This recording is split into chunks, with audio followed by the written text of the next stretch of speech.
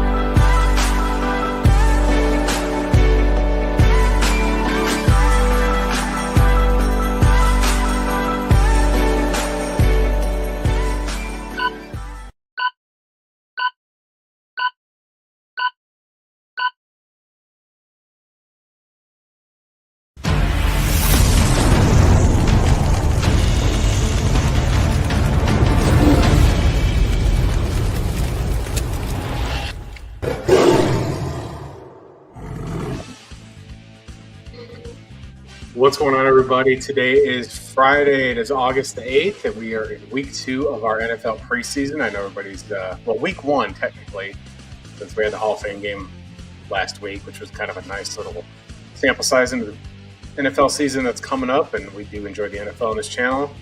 I mean, the Lions aren't looking so great. I mean, they were ahead tonight's game, and unfortunately what happened to that cornerback was really sad. Prayers up to him, and hope everything is okay. Kind of a classy gesture to cancel the rest of the game. When you got an injury that's serious in a preseason game, doesn't matter what kind of game it is, just hope he takes care of himself. But with that being said, we're going to segue a little bit into this week's week 3 of our 4-week Big Ten preview. We've got kind of the tougher tier teams, kind of the lower tier teams before our grand finale next week. It's been a kind of a sandwich with 5 teams last week. We got 5 teams today. We got Purdue, we got Maryland, we got Rutgers, we got Indiana and Illinois. So it's kind of going to kind of go like that. I mean, we got a couple good teams and a couple questionable teams. But we want to go through the college football season. We love college football on this channel, and we absolutely love presenting the coach's film. And this is the coach from near the Mississippi River in the state of Mississippi. Down in the land of Dixie, this is Bobby from Bobby's Big Board. What is going on, Bobby? What is going on, everybody? We're going over some more Big Ten football. Like Justin Paul said, we're going over some pretty bad teams. We're going over a couple of pretty good teams as well. So it's going to be interesting to see how some of these football teams shape up this season. We definitely have our takes on it. I'm very excited, as always, to go over some of the film, some of the coaches' film, things like that, and give you guys some Dynasty sleepers like we always do from these teams. And how about, speaking of not necessarily a sleeper, but Shedeur Sanders today looking like he was in command out there. Yep. Maybe it's surprising to some people, maybe it's not. I mean, Carolina was playing their starting defense. I mean, they were not resting their starters. I'll give my take on Shedeur Sanders. I thought the 2 touchdown passes he threw were pretty impressive, tight windowed throws. I thought that some of the other throws he made on third down were pretty good. I liked some of the scrambles. For the most part, he looked really solid. I know he only played against the first team defense for a little bit, and then they switched to their second, third team. But with Shedeur, he's going to have to figure out running around the football field and like a crazy man. Because, I mean, he took a couple of almost 20-yard sacks, and that just can't happen at the NFL level. But outside of that, he looked very great. Yeah, I mean, Mel Kiper's got to be somewhere just going like this, saying, I told you so, and just kind of flexing, you know. I mean, he was all over Shedeur for absolutely on the draft and was losing his absolute mind, which was compelling television. We absolutely love when people become unhinged. Well, I personally do, especially over stuff that's, you know, as irrelevant as draft stock. I mean, it's not like that was his son out there, but it's pretty funny. But speaking of funny, well, actually not funny. But we got first on our menu today for our fans out there. I don't know. I mean, funny would be kind of the right word for this team. They got a funny name. It's the Purdue Boilermakers. Not the funny record that you would come to expect from the Purdue Boilermakers. 1-11 0-9 in the conference. They were dead last in the Big Ten. Head coached by Barry Odom, former UNLV coach. And then if you look at the offensive stats, I mean, pretty much dead last in points per game last year. 113th passing offense, 111th rushing offense. Those are both in terms of yards per game. Both of those very much almost towards the bottom of the country. They have to get that fixed up. Now, under Barry Odom, they're supposed to be running this air raid offense with a lot of RPOs, quick passes, a lot of spread concepts. So hopefully they can figure this out and get the offense a little bit under wraps, because with the showing last year, it was very much piss poor. They're going to have to figure that out if they're going to be anything competitive with this, if they're going to be a competitive football team at all. Now, they do have a sophomore quarterback to lead this team, Malachi Singleton. You might remember him from another team.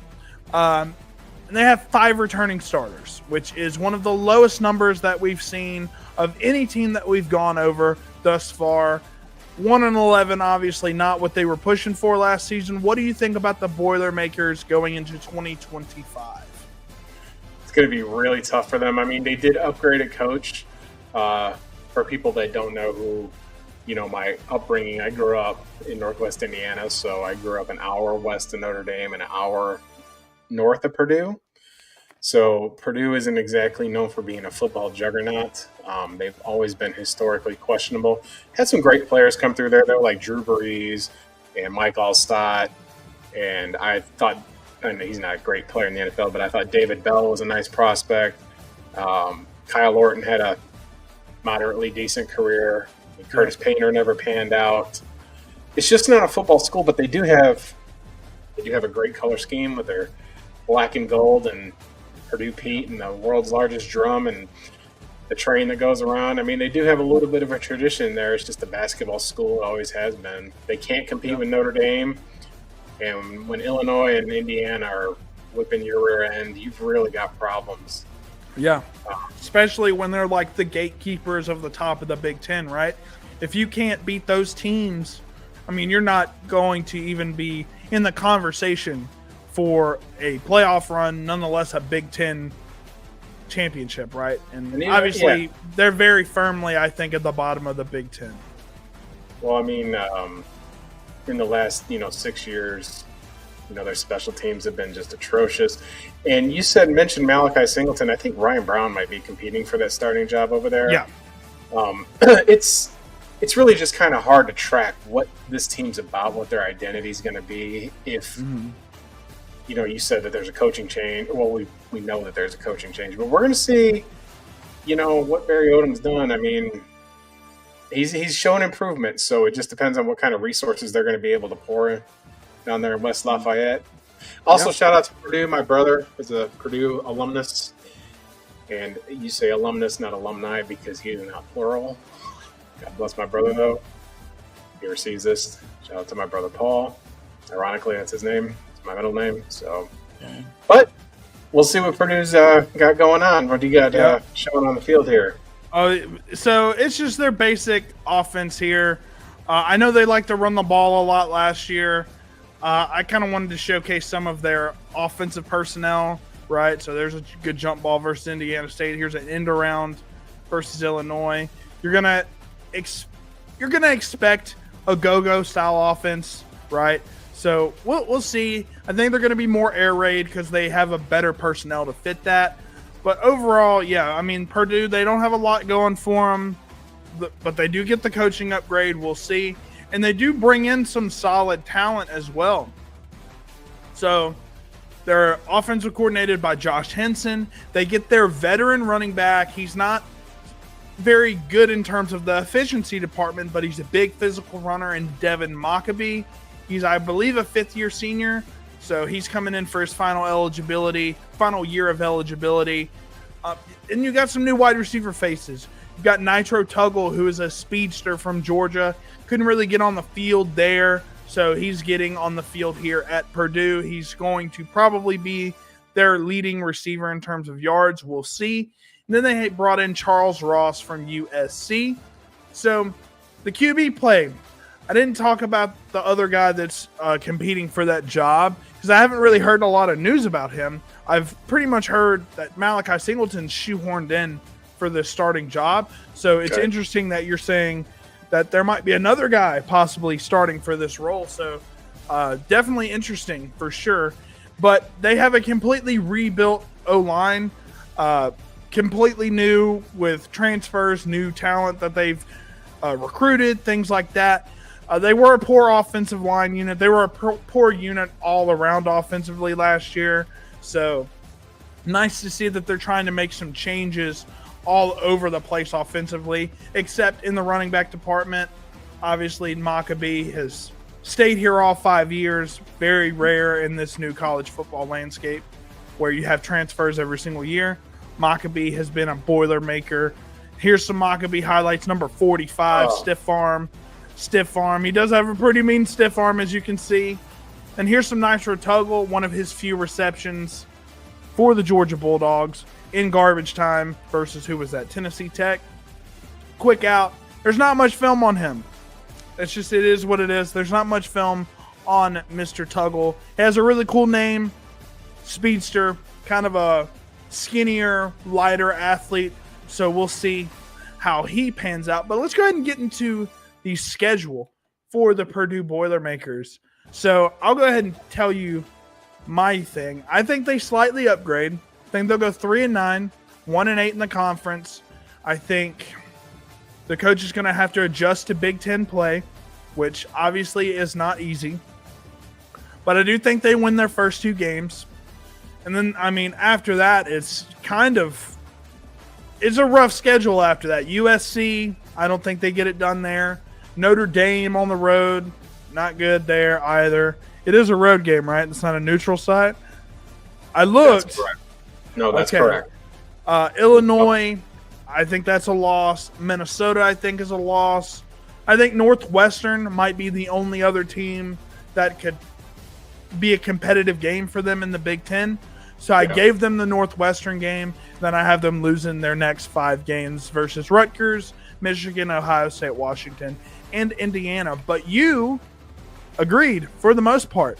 Also 3-9. I think this is the first time that we've agreed completely on what the record will be. Ball State is just not another Indiana school. It's ironic because they play Ball State and Notre Dame, who are both in the state of Indiana, and they play Indiana as their Old Oaken Bucket is the rivalry that's called down there. Ball State and Purdue? No, Indiana and Purdue. That's the Big Ten. One thing I do love about the Big Ten is how they have these mini trophies for their games every year. Like, that's what theirs is called. And then, Bunyan's Axe, I think, is between Michigan and Minnesota. So stuff like that kind of makes the game special. But I do think that it's growing pains. Nitro, when you're talking about Nitro. Yep.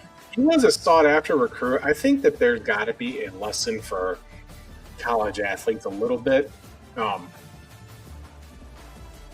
I'm not saying that this is the case with him. I have to be very clear because I'm uncertain.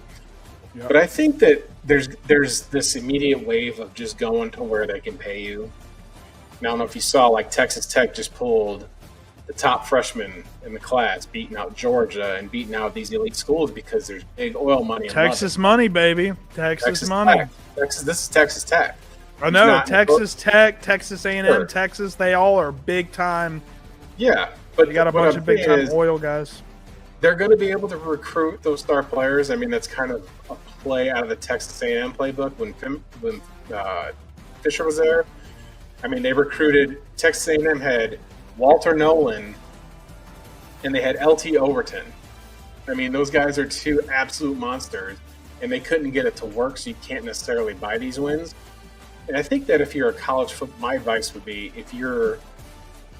don't necessarily treat it like the NFL where you're just chasing the bag. And I'm not saying Nitro did this at all. I think that if you go to like a mid-tier school like this, you can build a legacy, you can get playing time, you can develop as a player. I'm not saying you necessarily have to go like, the group of 5 schools, But like Nitro, for example, he stays in an elite conference. I mean, the Big Ten is an elite traditional college football conference. Let's not highly televised games as well. That's it. And then you're going to get playing time. And if you have to compete at certain schools, but you also have to know where you stand and not necessarily transfer a bunch of times. And I'm not, again, this isn't pick on Nitro at all. It's not. I mean, there are guys at Georgia that are probably just better, and he's not going to get as much playing time. And you need depth. But if you also, I think that, if you're a Division I recruit, just kind of feel it out a little bit. There's opportunities at other places where if you're good and you're talented, you're going to get discovered. And he was a highly sought recruit. So, that's not an unfamiliar name to me. I mean, I love SEC recruiting. I love college football in general. But nonetheless, when he does this kind of stuff, I hope it works out for him down there. I hope that he thrives at Purdue and gets on the scene there because, big time, as Santana Moss said, big time players make big time plays. And maybe he'll pull away a game out of here, and maybe Purdue can get to a bowl game if he absolutely, smokes. They can if they can beat Rutgers and they can beat Washington, then you're knocking on the door come the rivalry game. You just never know. But I don't foresee it yet. I'm glad that they got a new coach. I always kind of want Purdue to do well, just from where I grew up. Just be like, man, let's do something here. It's the Boilermakers, man. Yeah. They just have an underdog name. You just want them to succeed. But I do have to completely agree with you about Nitro Tuggle, right? Because very talented player. He's a very talented player, and I think part of it was the money. I would have to assume, you're going to be in a bidding war, especially after a highly touted recruit. But I also think it's the offensive scheme as well. I think this offensive scheme is very much, you look at Ricky White last year, right, for UNLV. I thought he was okay, but he put up a ton of stats. He ends up getting drafted, or he almost gets drafted. He goes undrafted to the Seahawks. So, I mean, there's an ability, there's some, if you can get the quarterback situation figured out and you can get some looks at wide receiver, I think, you can get some NFL attention based off how much they throw the football in this air raid style offense. So I think that was part of the reason as well. Obviously, Big Ten play, highly televised games. You're going to be playing against some pretty solid teams like Illinois, Michigan, Notre Dame, of course. So he'll have a ton of opportunities. So let's go ahead and get into our key player this week. I got Malachi Singleton, man. I don't think he's going to be a NFL quarterback. And there's not a lot of guys on this team that I can say are going to the NFL. Nitro Tuggle might be a close second. But this kid, also highly touted, former 4-star recruit. He was a 3-star transfer. And he's a true dual threat quarterback. He's 6'1", 230. So he's okay at the size. He's not going to be like a Kyler Murray or anything that's super undersized. But if he can go out there and kill it with this type of air raid offense, I think he could get, day 3 looks if he plays this year or next year very well. Then he can come out and possibly be like a 5th, 6th, 7th round pick. But very physical runner, doesn't shy away from contact. He's got some really good pocket awareness for being a dual threat quarterback. But it's just all about consistency, not fumbling the ball, not throwing the ball into some crazy windows, turning the ball over, things like that. You just have to be more consistent. But let's go ahead and get into some of the film with Malachi Singleton. Obviously, didn't work out too well with Arkansas last year. They ended up bringing in Taylon Green, I believe, is the quarterback. Big 6'6", crazy athletic, high upside quarterback.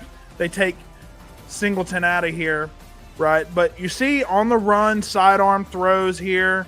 3rd and 21, unfortunately doesn't get the first down, but tries to make a play there. Here's another play versus Tennessee.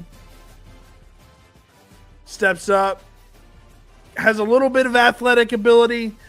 Here he is throwing a pretty dime pass over the middle of the field. That's versus Iowa, I believe. So he's got some tools. He doesn't have a ton of tools. He's going to have to develop a lot before he ends up getting some actual NFL attention. but I think he's got the most upside in terms of what he brings to the table. Well, they lost their top 5 receivers, and they got 12 transfers in there. So it's just going to be it's going to be a learning curve for sure. New coach, new scheme, transfer quarterback, new receivers. It's a rebuild. It's a collegiate rebuild. I mean, absolutely. But like you said, it's we'll see what they do with the go-go offense, and defensively they should be moderate. I mean, yeah.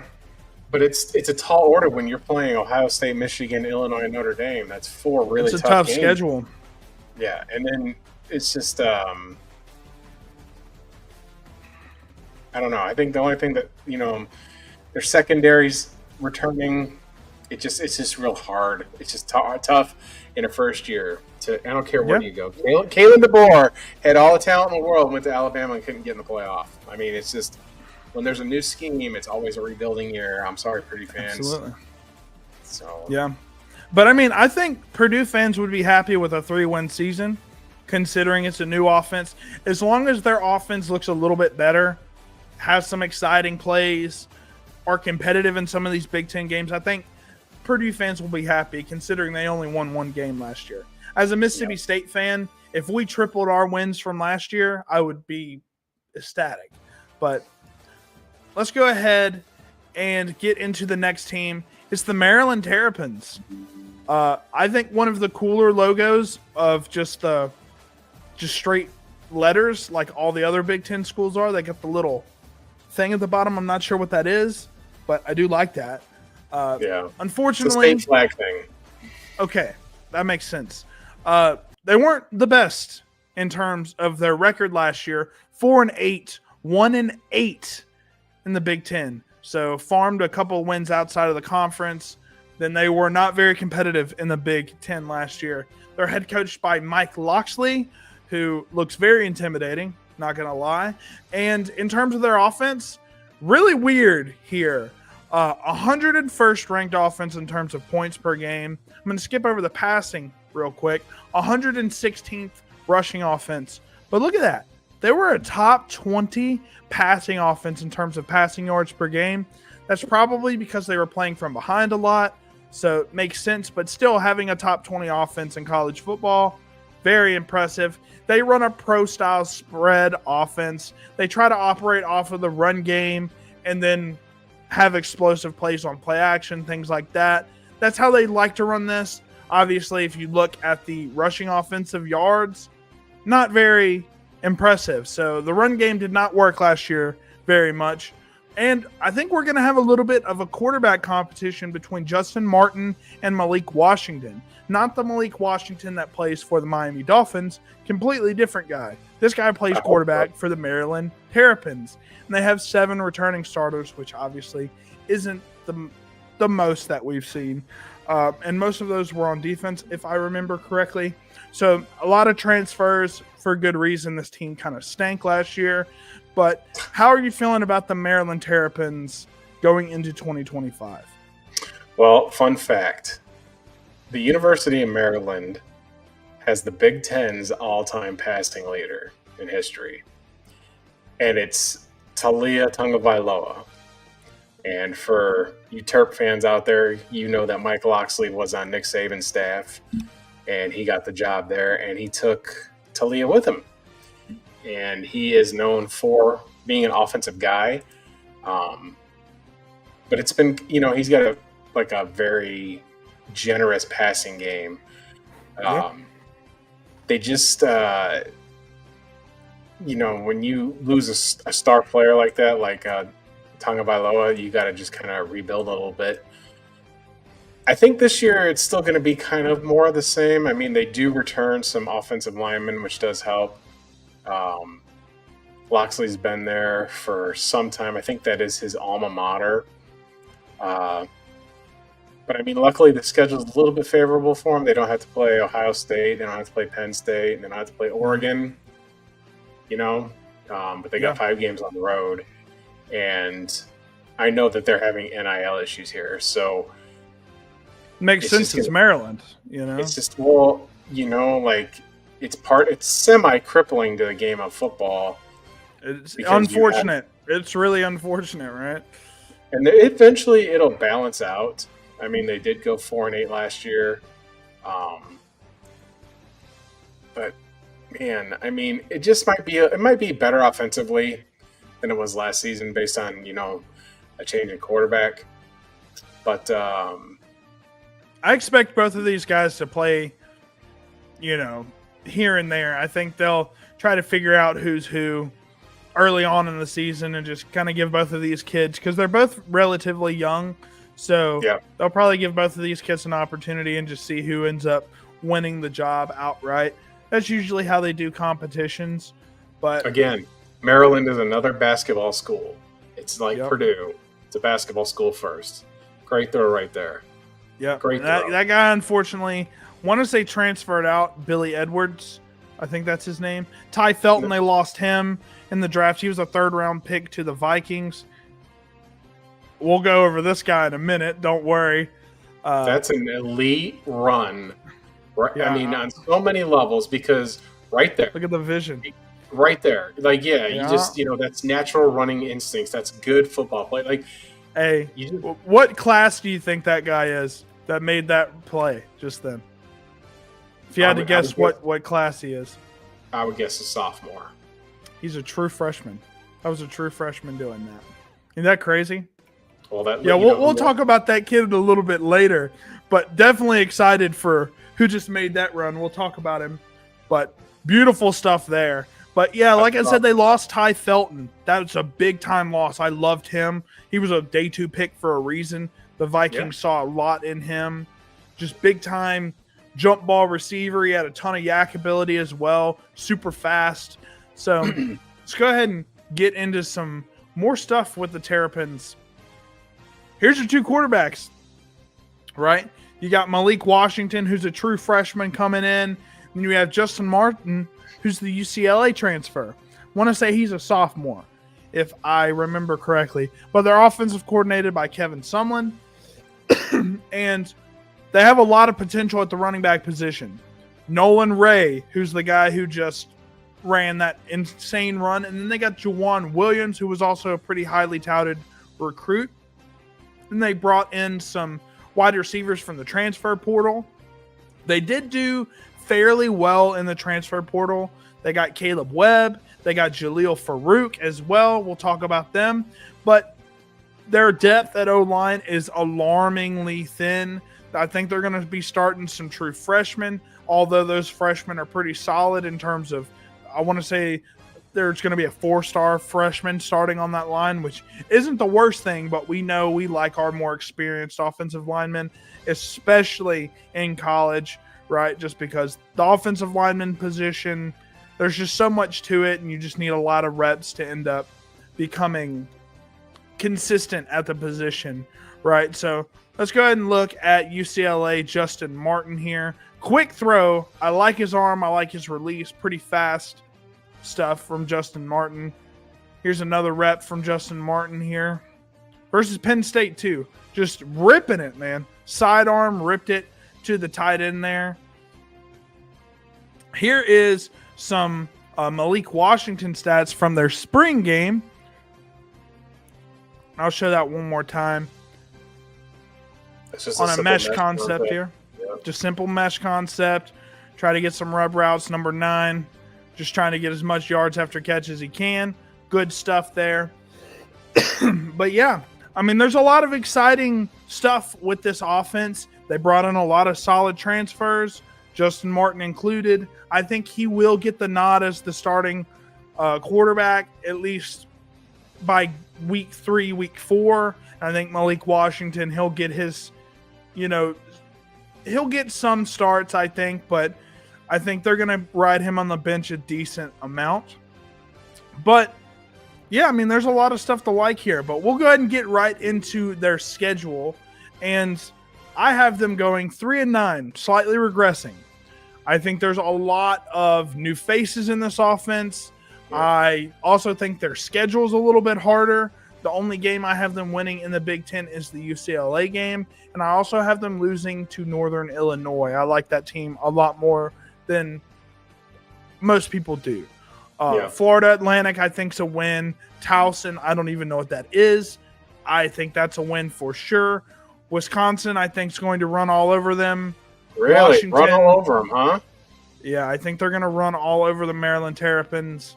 Washington, probably a loss. Nebraska, probably a loss. UCLA, I do think they can win on the road, even though they have to travel across country. It's always weird with those cross-country games. But Indiana, I think, is a loss. Rutgers, that's another tough one. I think Rutgers can win that. I'm with you. I think they're a 500 football team, if not even better than that. Rutgers, we'll talk about them soon. Illinois on the road's tough. Michigan and Michigan State back to back.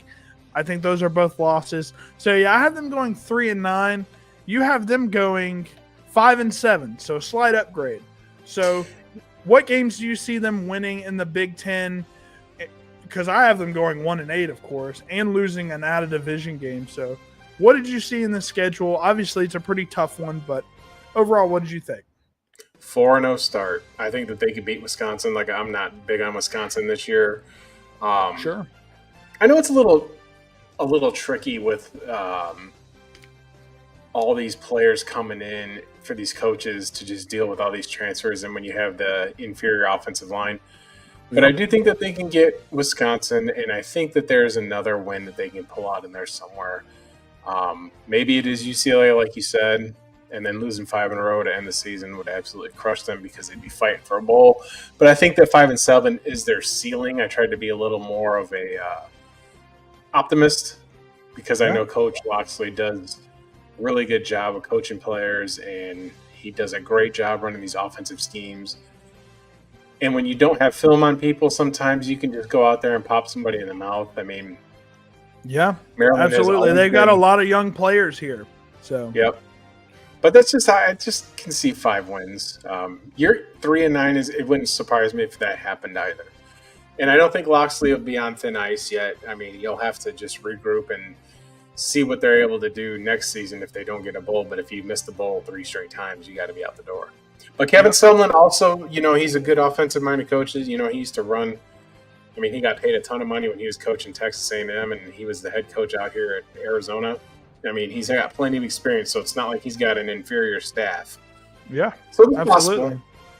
5 wins is possible. I think the defense is going to be the issue here.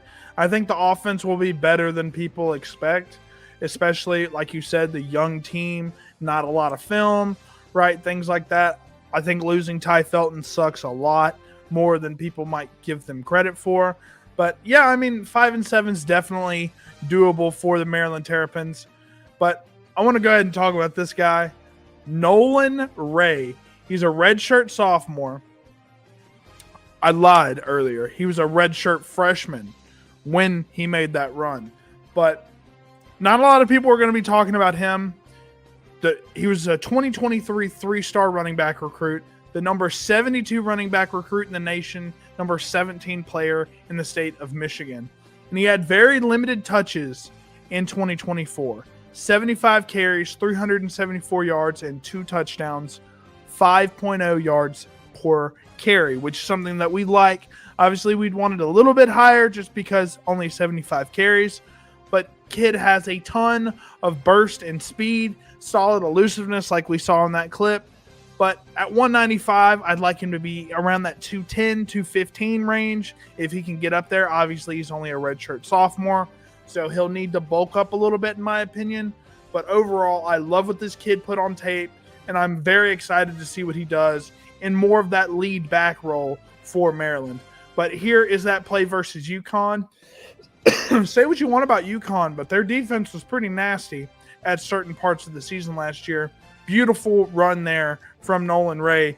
And that's pretty much like the biggest highlight he had last year. There wasn't a lot of film on him, but I watched some of his high school film. I didn't really put that in there just because he's been in the league or in college for this is his 3rd year now. So I didn't think putting his high school film in there would be very fitting, but his high school film is very nice. He was a 3-star recruit for a reason. So very, very excited to see what this dude can put on tape this year. He's got a ton of upside. For sure. And that's kind of what you want in your players is upside. I mean, that's where all the potential is. It's the same thing when you're doing fantasy and dynasty. You draft upside, not necessarily school. You don't draft helmet. We saw it with I see it with Dante Thornton. I see it with Elik. I don't even know how to pronounce his last name. Elik Ayomanor. Yep. I like him, and he looked great in the joint practice versus the Bucks. You'll have to watch that clip. Jalen Coker.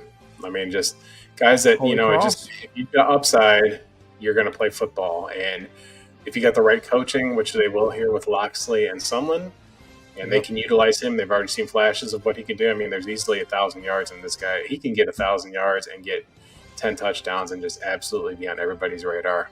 Yep. And like I said, I think the offense isn't the problem with this team right now. So curious to see what the Terrapins do. I hope they prove me wrong. I like their logo. But let's go ahead and go into one of the better teams in the Big Ten. Yes, they're a middling team, but definitely always a competitive team, and that's the Rutgers Scarlet Knights. One of the most boring logos in the entire Big Ten, but like you said, tradition. Not just that, Rutgers is the birthplace of college football. Yes. That's where it was founded, in New Jersey. So when you got that, you absolutely can do whatever in the hell you want to do because you are one of the OGs, as the young people say. Yeah. So they had a pretty respectable year last year. 2024, they went 7-6, 4-5 in the Big Ten. So that's a little unfortunate. But I mean, the Big Ten is very competitive. All your games are going to be hard for the most part, unless you're playing Purdue or UCLA. And then, unfortunately, they lost in the Guaranteed Rate Bowl. So that was a pretty, stinky way to end the season. But they're head coached by hard-nosed Greg Schiano. I already know how that guy coaches football just by reading his name. But in terms of how they did offensively, they were a very solid team offensively with Kyle Monangai last year. 57th ranked offense in terms of points per game, very respectable, above average. 92nd passing offense, which isn't the best, definitely below average, but you see 45th rushing offense. That's what Rutgers likes to do. They like to run the ball down your throat, and they have a pro-style offense. It's very much emphasizing the run game and some spread concepts, but mainly utilizing these big backs, these big violent backs, like Isaiah Pacheco in the past, Kyle Monangai more recently, just having these guys just spear you over and over over the course of 4 quarters. And, I mean, they have the quarterback situation figured out. They got Ethan Kaliakmanis. Your what hurts? Yeah, I'm not... He's not hurt, is he? Kaliakmanis, I think, is how you say that. Uh-huh.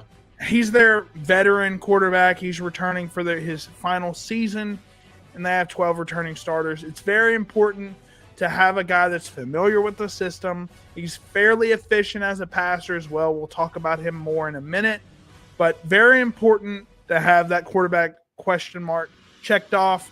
They lost Kyle Monangai in the 7th round, I believe, to the Bears. So they're going to have to replace Kyle Monangai. Rutgers had a handful of guys at the combine, quietly. Yeah. And I do have to correct you. They've got 16 returning starters. 16 returning starters. My 16. source is wrong. It's okay. 16 returning starters on this team. So it is definitely on the up and up. I mean, look at Greg Schiano's face in the photo you've put up there. I mean, this is a sinister man. Look at that guy. He's one of the most successful coaches. But it only works here. When he went to Tampa Bay, it didn't work out. He was the head coach in Tampa Bay for a few seasons. Then he goes and he runs the offense. I believe it's at Ohio State, and they want to bring him on as the head coach at Tennessee. And there was a revolt by Clay Travis. I don't care what he says, but basically went public and absolutely was screaming bloody murder about bringing him on. And instead they hired Jeremy Pruitt, which totally blew up in their face. So Greg Schiano went back to this is where he's had the most success. Yeah. Some coaches are like that. I think you're going to see that with Scott Frost. He left Central Florida, loved it there, went back to Nebraska because that's his alma mater, absolutely floundered and is openly said that I shouldn't have taken that job. Well, you got to trust your instincts. And if he loves it down there at Central Florida, you need to stay there. If he loves it in New Jersey, Greg Schiano needs to stay there. It's not a case, though. This is not a case of my Kirk Ferentz rant last week where they win more games and then there's no progression. You got way more resources in Iowa than you do in New Jersey, as far as I'm concerned. Rutgers doesn't exactly bleed NIL. They don't exactly have the most elite athletics there, but he is the right fit there, and he'll probably coach there a very long time. Because that's not a desirable job, and sometimes that's okay if you fit in somewhere and the culture's right, and you're showing that you can send guys to the NFL, and that you've got the pedigree that you've coached in the NFL. You've got these things like that in your back pocket, so that you can recruit just on those things alone. Absolutely, and I mean, look at the guy. He looks like he wants to pound the rock down your throat for 4 quarters, and that's what he does. Old school smash mouth football, and that's exactly the type of coach that this OG school needs. So let's go ahead and get into a more in-depth look at this team. So here's some Kyle Monangai film, just a big bowling ball back. Loved what he put on film last year. Phenomenal pass protector, by the way. Phenomenal pass protector. Here's some more Kyle Monangai, just punching it in on the goal line versus UCLA. A game that they were firmly behind in, tried to make it competitive late in the season. But here we go. Rutgers offense, Kirk Karakoka. Man, they're beating me up with these names, aren't they? Rutgers is. Jeez Louise. Guys, come on. I'll just let you keep trying, so it's worth it. So, their senior quarterback, like I said, returns for his final year, and he had a respectable season. Ethan is his name. 2,700 yards last year, 18 touchdowns, 7 picks. Respectable numbers from a school that runs the ball a ton. So he's exactly what they need. He's a physical runner as well. He can be used on the read options, things like that. He's just your prototypical college quarterback that's just going to try and win you games. And I don't think he's going to the NFL by any means. But CJ Campbell Jr., FAU transfer. He's exciting. Put up some big numbers at FAU a couple years ago. Transferred to Rutgers this past season. Played behind Kyle Monangai, but still put up some solid numbers. I want to say put up over 700 yards and 7 touchdowns, despite not being the lead back. So very impressive stuff. I do think they have an underrated wide receiver room. I think that's important because you can't just be one-dimensional in college football nowadays, especially in the Big Ten. These defenses, the talent's too big nowadays. So they brought in Ian Strong. They got KJ Duff, DT Sherfield, who is a North Texas transfer. If you guys watched any North Texas last year, they threw the ball more than anybody else in the country. So good to bring him in. And then their O-line's very experienced. That's what we love to see. And I think we're going to see some running dominance from them this year as well because they have 3 senior starters on that offensive line. So very impressive stuff there from the Rutgers. They have a lot of positive things going on this offense. But here's Ethan, just tight window throw, very impressive throw there. And he just does what they need him to do. Here he is on the run there, just dinking it off, just trying to keep the defense honest. He's not the best quarterback by any means. Beautiful stuff there from number 6. But overall, just you need him to get wins, and I think this team is absolutely going to get wins this year. And speaking of wins, let's go ahead and look at the schedule. Right? They have Ohio. Yeah, go ahead. Catch up before you start the schedule. I got a bone to pick with alternate jerseys. The All Blacks? Stop. If it's not – all right. If it's not 1 year trifecta colors, don't do it. Rutgers wears red and white. Alabama wears red and white. Tennessee, don't wear that gray. Don't wear black. Georgia, black's a part of their color scheme, so I'm okay with it, right? But if you just slap black on for an alternative color, like, it's lazy. Just going to call it out. How do you feel about the Buccaneers creamsicles? That's what they should stick with anyway. That's what they. Those uniforms are nice. Not gonna lie, those are nice. The NFL teams that should go back to their original uniforms: Tampa Bay, New England, Seattle, Denver. Right off the top of my head, the Titans go back to those Oilers colors. I love the Oilers unis. Some of these traditional teams, like the Packers, the Bears, the Vikings, the Browns, keep it like that. The Chiefs have always stuck with that. The Raiders have stuck with that. The Rams, they can. I like the older yellow. We need to drop this Commanders thing and go to Redskins. That's just what you are. The Bills could stick with this white scheme because that's what worked for them. That those 90s blues I didn't care for. Yeah. The Panthers don't have enough tradition. The Jags don't have enough tradition. The Dolphins essentially have gone back to what they've worn all that time. The Falcons had these red uniforms that they should never wear black. They should wear that red. I mean, black is their third color for the Falcon, but they have these amazing red uniforms. Instead, they wear the black with the big. I love the old Falcons logo too. Not gonna lie, I love that logo. I don't like the ATL block lettering. I don't like how the NBA does that either. Like, have a little bit of tradition with the uniform, and if the NFL ever goes too far with the patches like they do in soccer, and the NBA's got them. The NBA's got them right here, which I can live with a little bit, but the NFL. It has to do what Major League Baseball does, in my opinion. If you're going to do it, put it on the sleeve. Don't put it on the front or the back of the jerseys. Yeah. But it's just inevitable, in my opinion. It's inevitable. It's going to happen. But I think half these leagues get too cute with their color rush schemes, and they're just trying to sell jerseys. But Tampa Bay had such an exclusive color, that orange, and when they changed it, I was like, oh, it's kind of bland. Just that pewter. I like the new logo more than the old pirate guy with the knife in his mouth. Oh, I like the old original Buccaneer. I also prefer the new Patriots logo to the old guy with the football.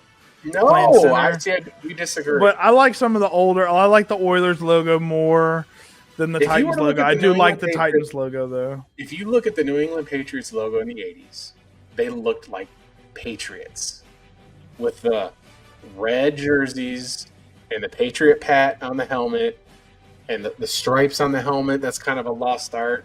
They have the little referee jerseys. I don't even like the Arizona Cardinals wearing black. The Lions try wearing black.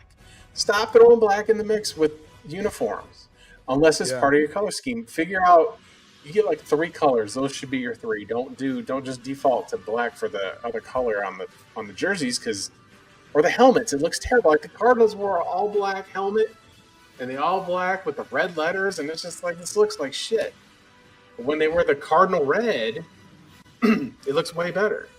Yeah. It just default. Black and white are like default secondary colors. They should never be primary colors unless you're the Raiders, and even then it's black, silver and black.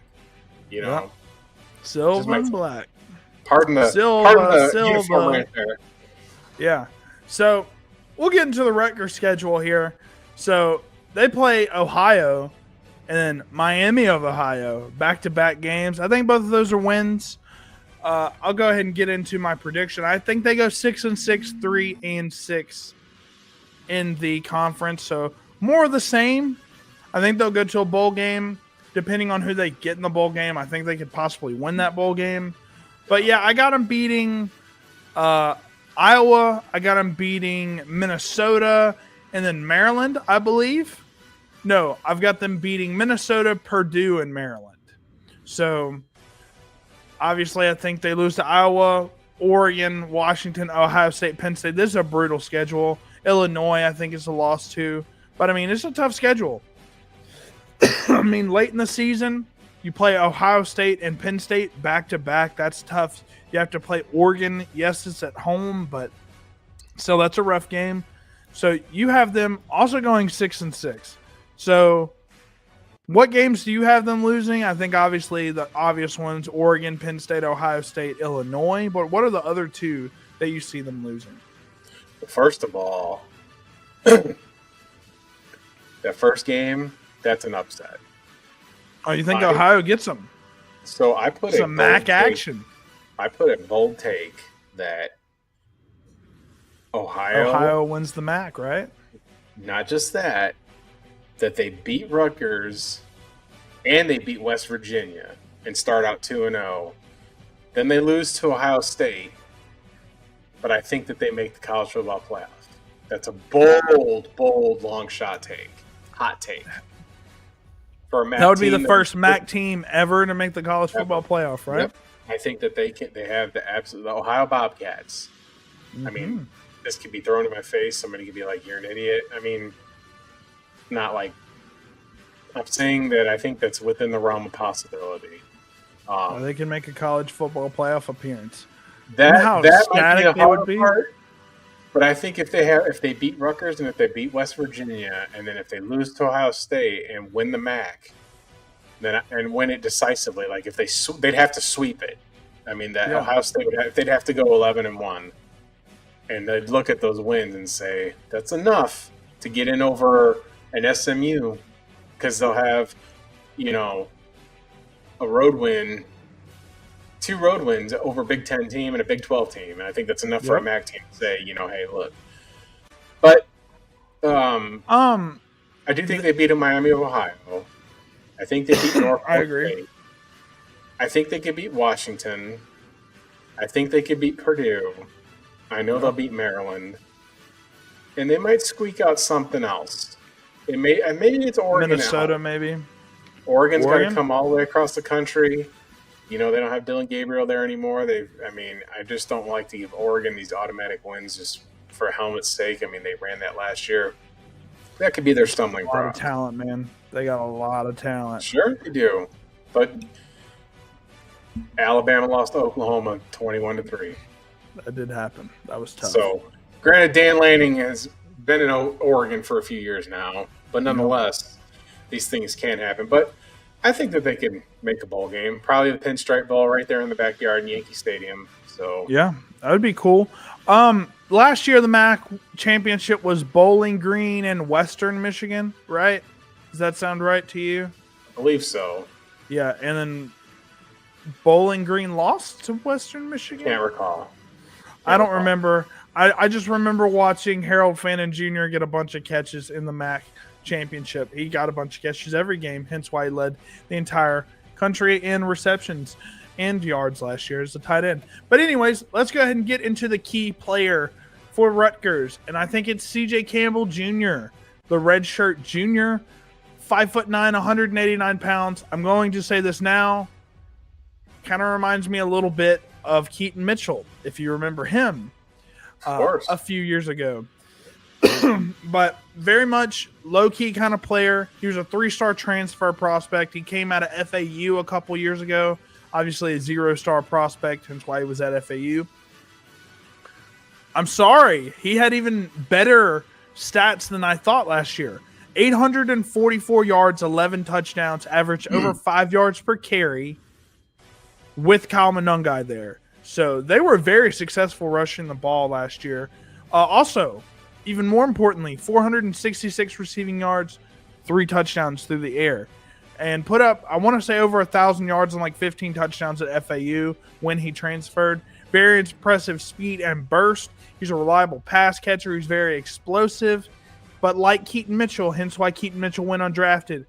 Very thin build and some limited experience, right? Thankfully, he's going to Rutgers, which has got a kind of a solid lineage going here now with running backs here lately with Kyle Monungai, Kyle Pacheco, and others.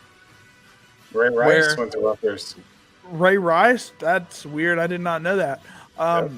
Ray Rice also. So they've got a solid little running back history here, and I think CJ Campbell could be that next guy if he shows out this year. Obviously, with him, he's a smaller build, so we got to hope that he stays healthy and he can be depended on to be that workhorse because Rutgers gives their guys a lot of carries.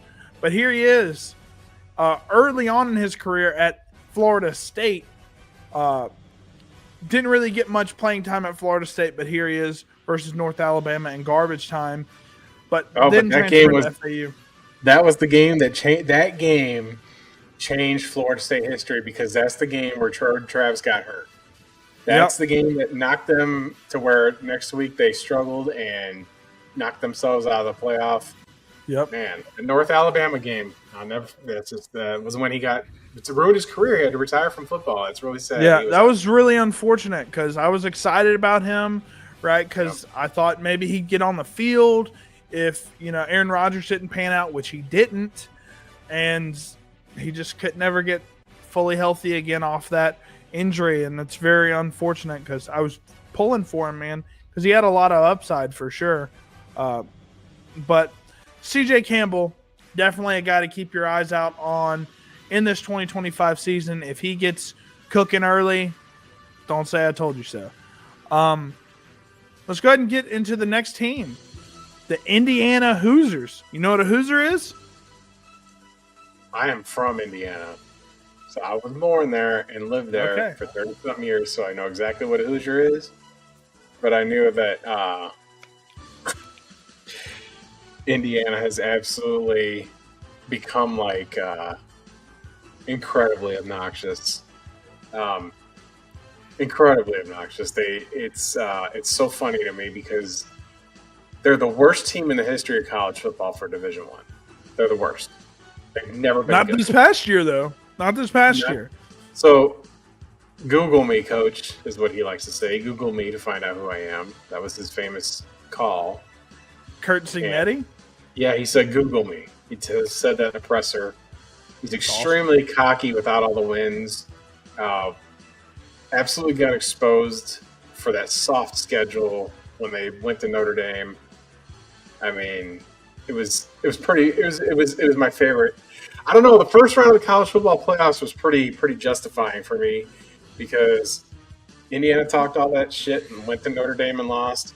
Tennessee thought that they were something good, and I saw them struggle to move the ball against Vanderbilt and everybody else. And they struggled to move the ball.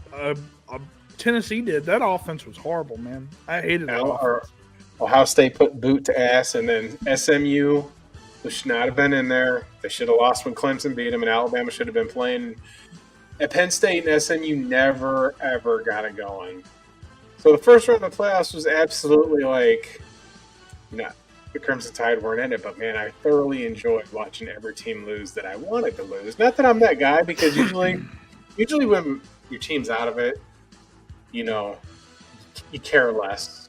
Couldn't care less. I mean, I care because I do sports betting, but as far as me, the fan personally, I thoroughly enjoyed the first round of the college football playoff last year because of those things. And Clemson and Texas,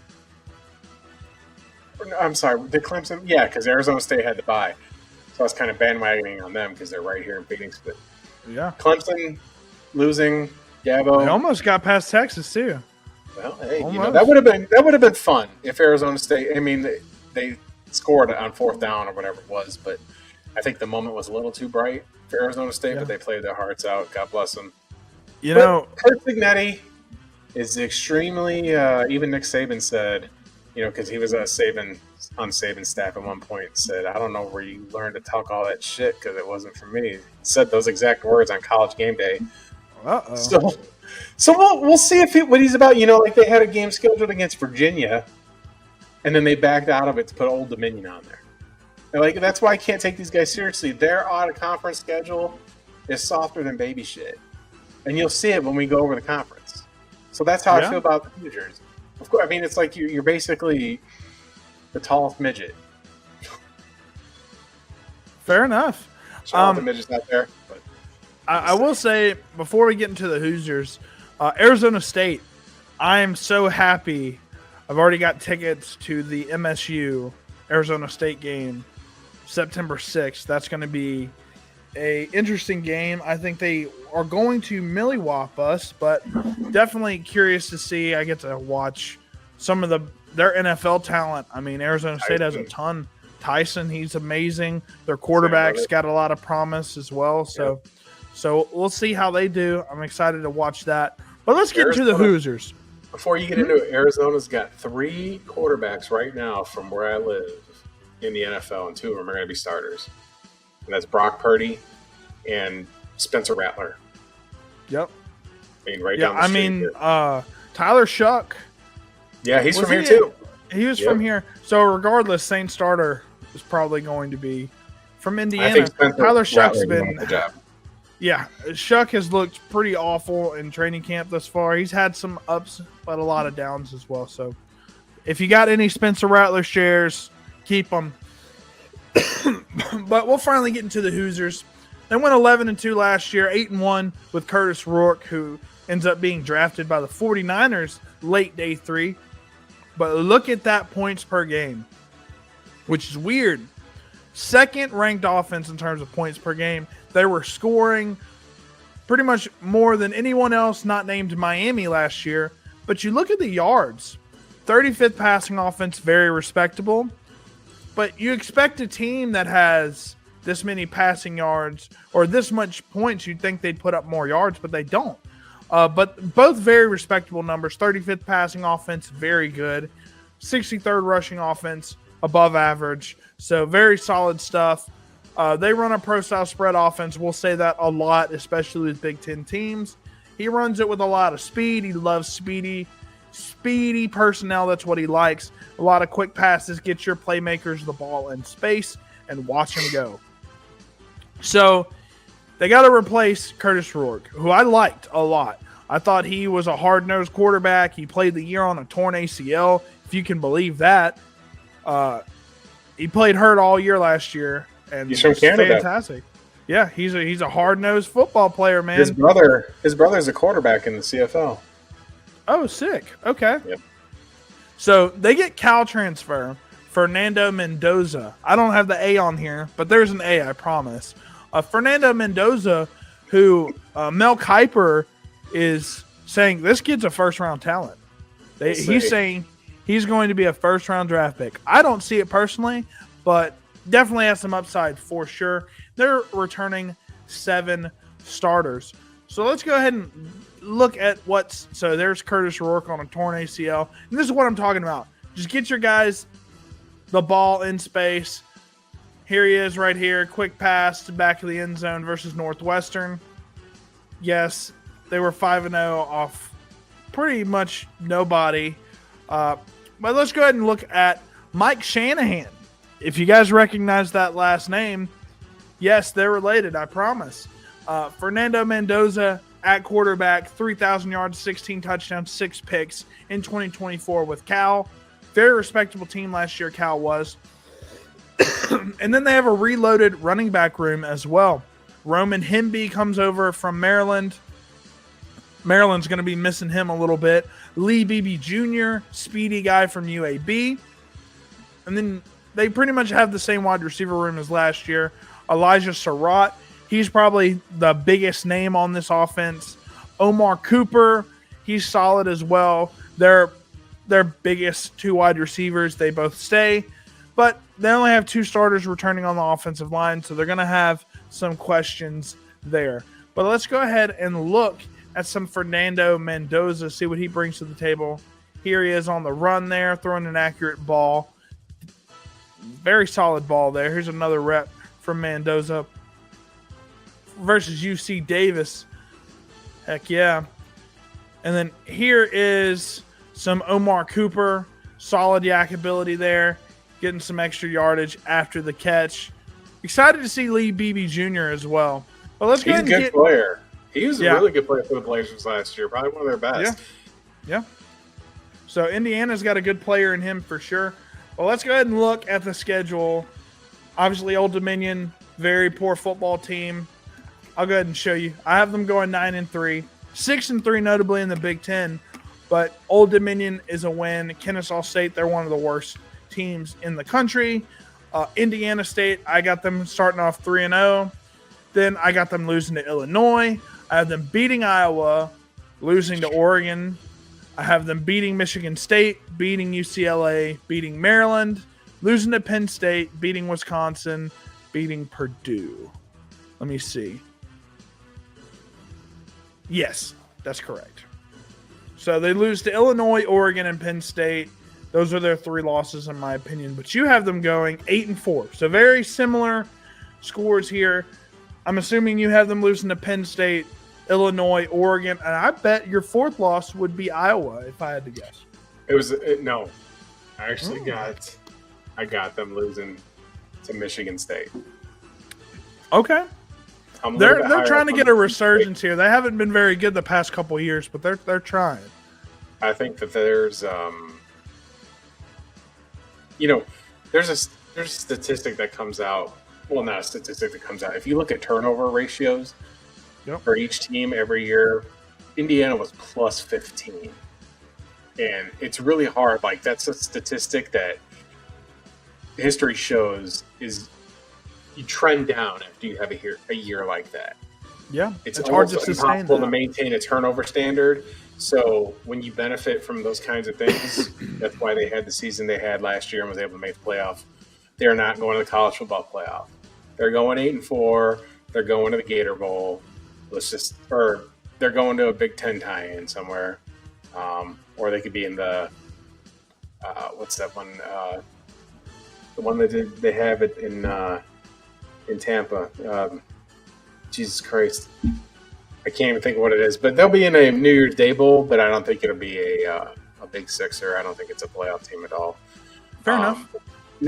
Indiana's got to prove it to me. I mean, last year they had that elite year, but they had a really soft schedule, and even this one, when they step up in competition, they don't show up. And very experienced quarterback, too, Curtis Rourke. Very experienced, proven quarterback. Proved it again this past season. They lose him. I think that's a big loss. He got drafted for a reason. There's no Ohio State on here. Nope. There's no Michigan on this Penn schedule. State either. Yeah, they got Penn State and Oregon. Oh, I see it. I just looked right over it. So no Ohio State. No Michigan. That's a big win for them. State, I don't think you got Washington. Oregon. Penn State and Oregon are away games. I don't think that they can win in either one of those places because they haven't shown that they can win a big game like this. Yep. So until Kurt Signetti, we're Googling you, Kurt. You haven't won a big game yet on the road. Not one. So until you prove it, They're you tough just games. kind of tone it down and focus on your football team, pal. You don't need to worry about you just doing all this barking. Yeah, I mean, Lane Kiffin's done way more than you've done. So, go ahead and go over 4 0-star recruit. Yeah, so former 0-star recruit turned 4-star transfer in 2024. We have Elijah Surratt, 6'2", 209-pound receiver. He's a junior. He's probably coming out this year. Man, he has been productive. 2,100 yards and 17 touchdowns the past 2 years. And like I said, 4-star transfer in 2024. Followed his coach to Indiana in 2024. Right, so last year, Signetti's first year last year at Indiana. Is that correct? I believe so, yeah. Yeah, so wherever he came from before that, that's where he was. And this kid's got amazing hands. Kind of reminds me of a better Jaden Higgins from this past year. He's got great route running, great separation skills, amazing hands, very good at run blocking. I know that doesn't translate into fantasy points, but if you can show on tape that you can run block well, that puts you in 2 wide receiver sets more consistently than it doesn't. And when you're in 2 wide receiver sets, that means you're going to be able to be on these play action plays. So very important stuff. He's got solid deep speed as well. If you remember from Illinois, Pat Bryant last year, loved Pat Bryant. I love Pat Bryant as a dynasty stash right now. Kind of reminds me of him as well in some ways, in ways that they aren't both very explosive off the line, but when they get going down the field, very much dangerous. So, love Elijah Surratt. So, very, very intrigued to see what he does in his, I think, final season for the Hoosiers. So, let's go ahead and see what he does versus versus Maryland. Just great contested grab here against the Terrapins. Almost gets the first down there. Just beautiful stuff there. Here you go again on the goal line. Boom, back shoulder. That's just what he brings to the table. Not a ton of separation on the vertical routes, but on the in-breaking routes, he's very impressive. Ooh, okay, we got a question here. Superflex tight end premium. We have A-Chain. Oops. Go with it here. So A-Chan in a 2026 first for Hampton and TJ Hawkinson. I view A-Chan as a sell right now. So I do think you're right for getting off of A-Chan if you're the one giving up A-Chan. I think in terms of consensus value, you're going down from A-Chan to Hampton, and you're giving a first for Hawkinson. If I'm giving up A-Chan and a first, I think I need more than Hampton and Hawkinson. I would probably need something a little bit more on the Hampton side for me to accept that if I'm giving up A-Chan. I like Devon A-Chan a lot. I don't think he's a sell just because he's so explosive. I mean, even in an offense that's we just don't know what Miami's going to be. So if they're healthy, if it's Waddle, Tyreek, Tua, and A-Chan, give me A-Chan every day, all day. Over, Hampton's going to get a ton of carries over there with Greg Roman running that offense. I mean, I don't think Najee Harris is going to bite into his play. And TJ Hawkinson, I think he's kind of regressing, so I'll take the first over that. So I would take the A-Chan, and like you said, it would take more, and it depends if you're contending. If you're those kinds of things matter, so you need a little more nuance. But 1.5 tight end premium. JJ McCarthy is a master of handing the ball off.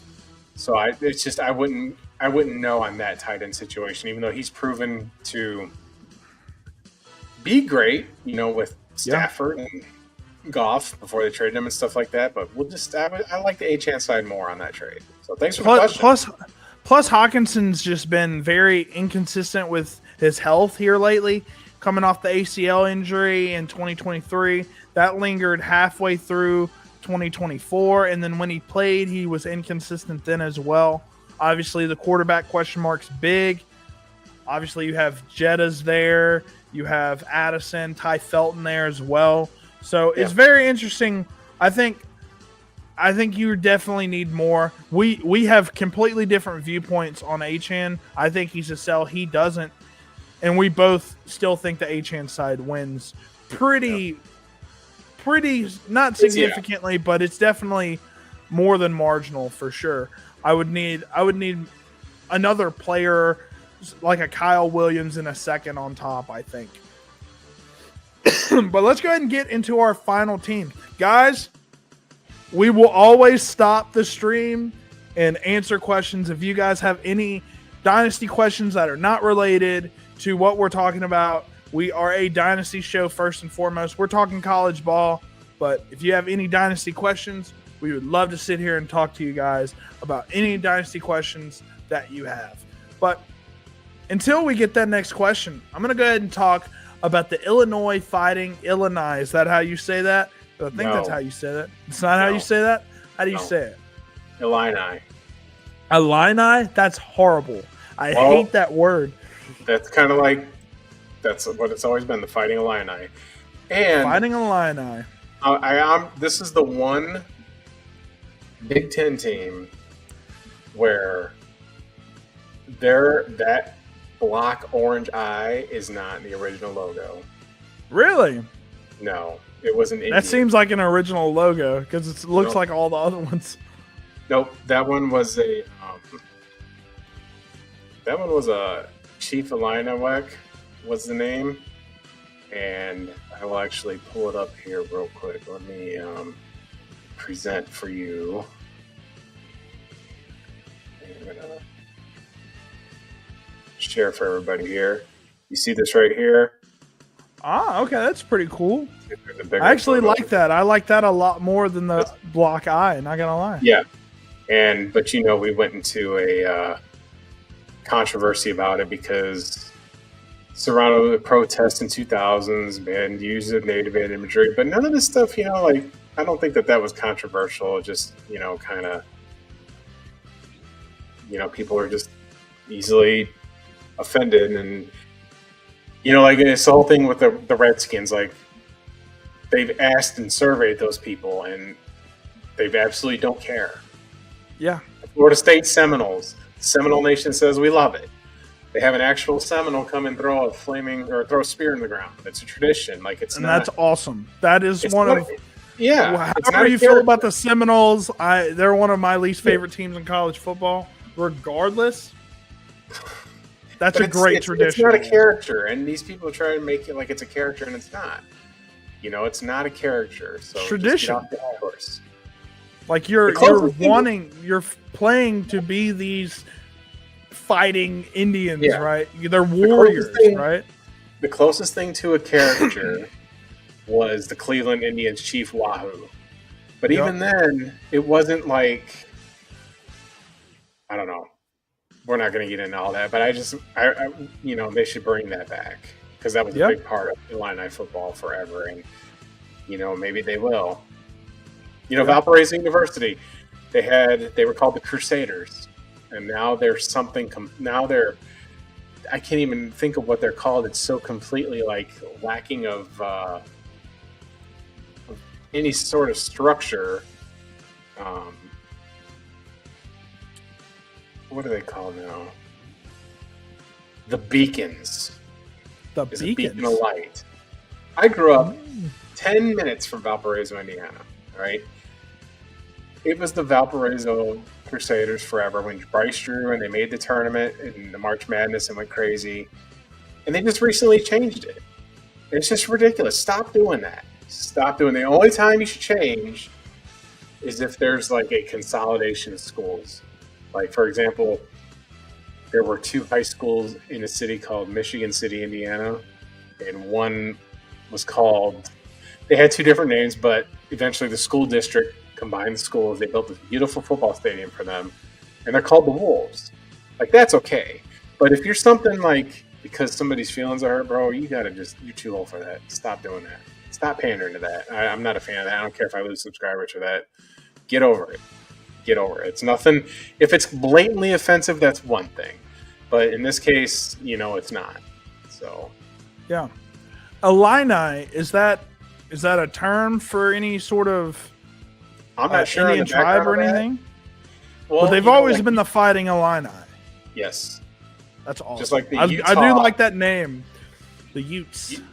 Utah is the Utes, but Ute was part of the Indian there, part of the land. That's what it was named. So that's a little different. I'm not sure on the history of the Illini, but deep football history. I mean, Red Grange was a Fighting Illini.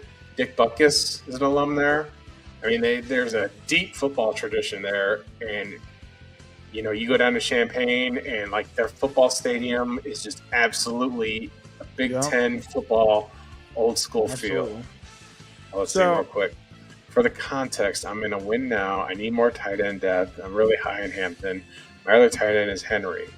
Also, if I could, a second round pick, added the Hampton side with swinging any. I would suggest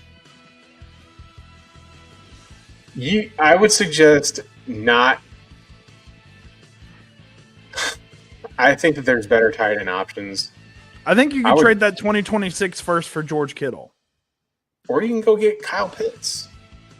There's other options. People are gonna hate me for saying this, and I'm sorry, but I have to do this. I have to do this, guys. I have to do this. It's his year, okay? It's Kyle Pitts' year. He's being lined up as a wide receiver in training camp. They've been spamming him the ball at training camp. They've been playing golf together. Him and Penix have been playing golf together, trying to become friends, get more chemistry together. It's his best quarterback so far that he's had. Kirk Cousins was horrible last year, despite breaking the single game passing yards record for the Falcons. He was very inconsistent, and they couldn't get it going. I wouldn't trade a first for Kyle Pitts, but you could get Kyle Pitts if you want tight end depth. Obviously, Hunter Henry is solid, but with all the wide receivers there, I would be hesitant to start him every single week. I think you could trade that 2026 first for George Kittle if the guy that has George Kittle is a little bit in a rebuild. But yeah, I think if you want to do Hampton, you should be doing Achane straight up for him or something like that, because I mean, if Hampton comes in there and has a top 4 finish, that's a success. Achane did that last season. If he's in a win now, in a terrible offensive situation. But if he's in a win now in a tight end premium league, he needs to sell that 2026 first. Because that class is looking horrible as of right now. If you're not weak on quarterback, the 2026 class is pretty much useless for you. Yeah. So go sell those picks and try to grab a player. I would pay the premium and get an elite tight end for that first. If there's a team that that needs the picks and maybe has a, but I'm just personally think there's better options than Hawkinson, even if for the 1.5 points. Absolutely. I'd even go get a feeler. I'd go get a feeler on Travis Kelce. Just get a feeler on it. Yep. Travis Kelce. I mean, at worst, he's a top 9 tight end. Yeah. He hasn't finished below the top 9. He hasn't finished below the tight end 9 in like 10 years. So go trade that first for Colston Loveland. Do it and thank me later. Well, back to the Fighting Illini. They went 10-3 last year, 6-3 in the Big Ten. And they won in the Citrus Bowl last year. They had a very successful season. They were ranked the majority of the season. They're head coached by Brett Bielema. Very much a intimidating looking coach. Just look at the man. 65th ranked offense in terms of points per game. Solid stuff there. 86th passing offense, 79th rushing offense. So below average in the yards, but definitely above average in terms of the points per game. So solid stuff there. They lost some solid talent, though. They lost Pat Bryant, who I thought was phenomenal. Just throw it up to him. He'd come down with it. You could throw it to him in space. He had the yak ability to make stuff happen. But they run that pro-style offense. Like I said, you're going to hear that a lot in the college football landscape. Run a lot of RPOs. They work off the run game. They got play action, deep shots. They threw that to Pat Bryant all year last year. And Altmaier, he's coming back at the quarterback position. He's very efficient in 2024. So very impressive to get him back so you don't have that headache of figuring out the quarterback situation. They have 17 returning starters. So we'll go ahead and go through some of their stuff here. So here's just some powerful stuff here from their running back, Josh McCray. We'll talk about him more in a little bit. Here's Altmaier throwing deep downfield. Who's that? Acrobatic catch. Who is that? That is Mr. Pat Bryant. Their best player on offense, unfortunately, leaving. But, man, I'm so excited to see Pat Bryant play.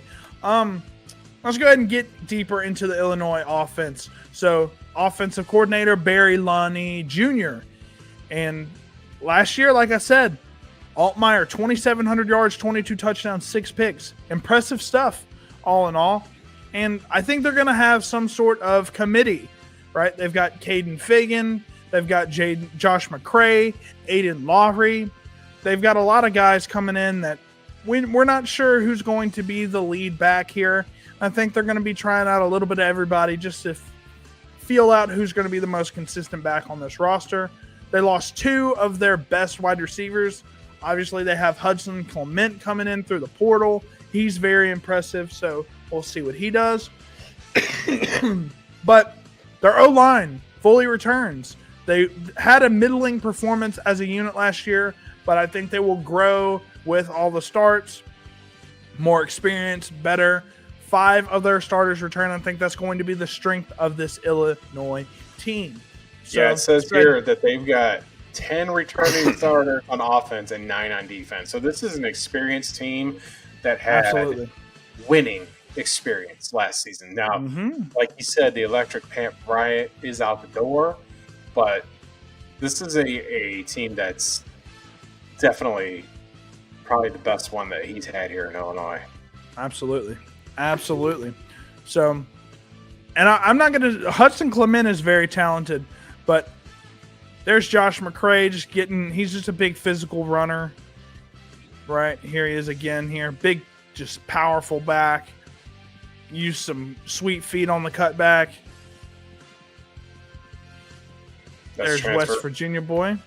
Yeah, that is Hudson Clement, I believe. So, yeah, he's just a slot guy mainly, but Very talented guy. We'll see how he does coming from West Virginia. So here's the schedule.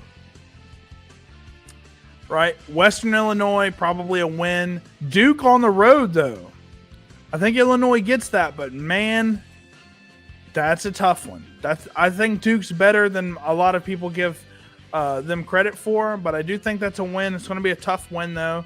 Western Michigan, I think, is another win, even though they're a good MAC team. I have them going 8-4. You have them going a little bit better than 8-4. I have them losing to USC, Ohio State, Washington, and Indiana, I believe, is the teams that I have beating them, or something like that. Maybe I have them beating Rutgers beating them. But yeah, I have them going 5-4 in the conference. I think they're going to reduce a little bit, but like you said, they're an experienced unit. It was just hard for me to pick against them, for them in some of these games. It's just, they don't have the hardest schedule by any means, but you have them going 10-2. I'm assuming the only games you have them losing are Ohio State and what's the other loss? So I'm looking at this again, and I think it might be 11 wins here. Really?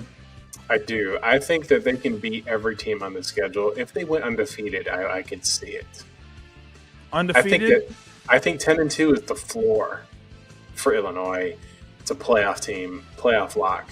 I like the Illinois to make the playoff. Good coach, tons of experience, quarterback that knows how to win.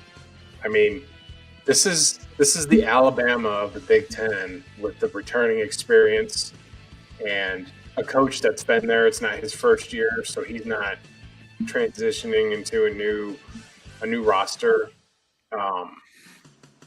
They could win all these games. I think they could beat Ohio State at home. You got it at home. I think that'll be a night game. That'll be one of the Big Ten premier matchups of the week there. Yeah. And because it's in Champaign, I think that we're going to go up Ohio State next week. But I think that Ohio State didn't run the table last year either.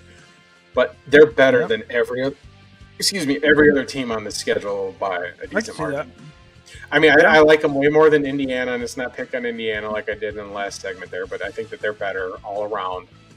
Indiana's replacing a quarterback, but the schedule is pretty favorable. I think they're a better football team than USC, and I do think that they can beat Ohio State. I think that 12-0 is a possibility, and potentially getting the bye, and potentially meeting Penn State in the Big Ten championship, which would absolutely befuddle some people, but I can see a Penn State-Illinois Big Ten championship game. They were very solid last year. I think the quarterback's a little limited. That's why I have them winning 8 games instead of 10 or 12. I think the running game is very much a question mark, right? I think the run game's very important.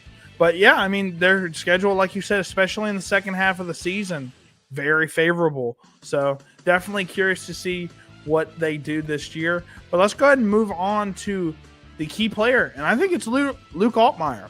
Sure, it is. I will say, look, there's not a whole lot of talent on this team in terms of just NFL crazy off-the-chart talent, but I mean, I think it's Altmaier.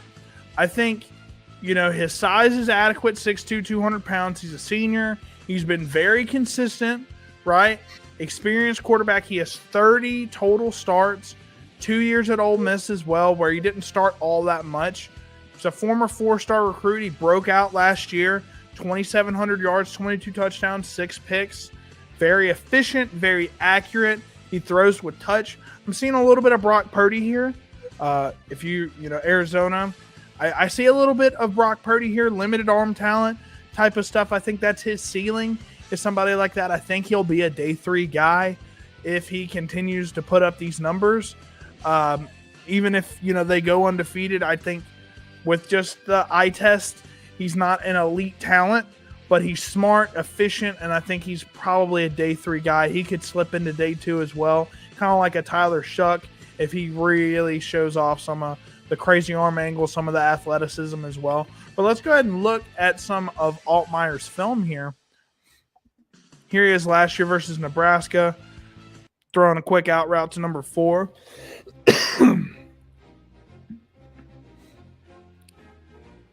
Here is again on the shotgun, deep shot. Hey, when you got Pat Bryant, just throw it up to him. He'll figure it out, right? So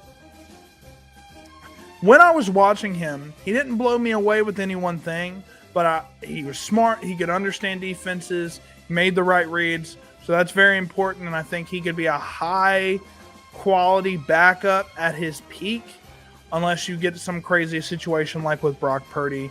He was able to start, make the best out of his situation.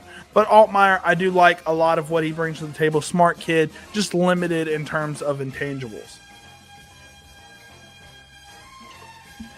Yeah, I mean, like I said, I think Illinois is a legit Big Ten championship contender, can go undefeated, and can absolutely be something special. Luke Altmaier is the guy.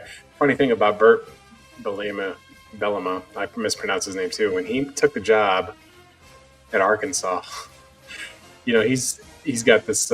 He's overweight. I haven't really looked at him lately, but he had his gut sticking out in a few photos down there, and the meme was him because he's got what a lot of people think is a very attractive wife. So they were just like making gags about him being woo pig suey and doing all that suey and all that hog calling and all that stuff. But pretty funny. But he's doing a good job over there in Illinois. And next week we got our grand finale of this 4-week month-long edition.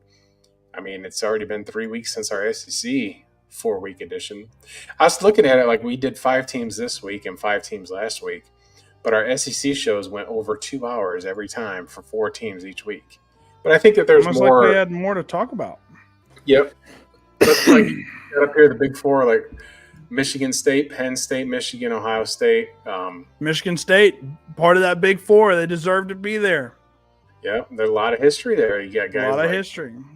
Kirk Cousins and Le'Veon Bell and Kenneth Walker and Jaden Reed. I mean, it's funny because when Alabama lost to Cam Newton's Auburn team, they had lost 3 years. That was the year after they had lost 3 games, and that was Saban's most talented team as far as I'm concerned. And they like had a little hangover. Well, they played Michigan State in the Citrus Bowl down there, and it was Kirk Cousins and Le'Veon Bell were on that team, and Alabama put boot to ass on them.